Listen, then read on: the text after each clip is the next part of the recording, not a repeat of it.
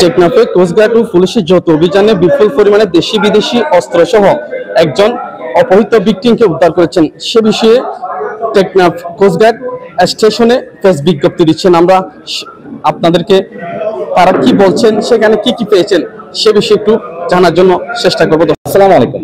গোয়েন্দা তথ্যের ভিত্তিতে জানা যায়, টেকনাফ থানাধীন জাদিমুরা এলাকা সংলগ্ন পাহাড়ে একদল সশস্ত্র ডাকাত একজনকে অপহরণ করে বিপুল পরিমাণ অস্ত্র সহ অবস্থান করছে।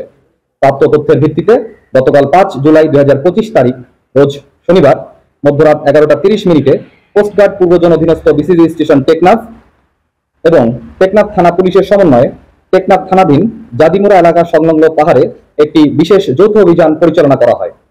অভিযান চলাকালীন সময়ে যৌথ বাহিনী ঘটনাস্থলে দমন করলে ডাকাত দলের সদস্যরা যৌথ বাহিনীর উপস্থিতি বুঝতে পেরে যৌথ বাহিনীর সদস্যদের লক্ষ্য করে এলোপাথারি গোলাবর্ষণ শুরু করে। এ সময় যৌথ বাহিনী কর্তৃক আত্মরক্ষার নিমিত্তে ডাকাত দলকে লক্ষ্য করে ফাঁকা গোলাবর্ষণ করলে ডাকাত দলের সদস্যরা দৌড়ে গহীন পাহাড়ের দিকে পালিয়ে যায়।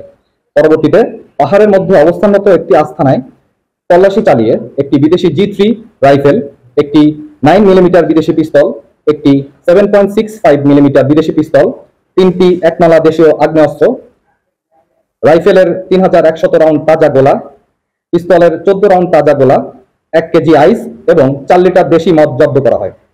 পাশাপাশি উক্ত অভিযানে একজন অপহরণকৃত ব্যক্তিকে উদ্ধার করা হয়। উক্ত সময় অস্ত্র পাচারকারীরা পালিয়ে যাওয়ায় কাউকে আটক করা সম্ভব হয়নি।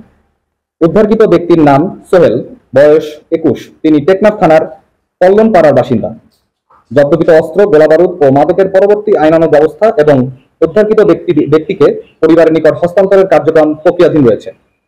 দেশের আইন শৃঙ্খলা পরিস্থিতি স্থিতিশীল রাখতে বাংলাদেশ কোস্টগার্ড 24 ঘন্টা টহল জারি রেখেছে, যার মাধ্যমে কোস্টগার্ডের আওতাধীন উপকূলীয় এবং নদী তীরবর্তী অঞ্চলের আইন শৃঙ্খলা পরিস্থিতি এবং সকল ধরনের পাচার রোধ অনেকাংশে উন্নত হয়েছে।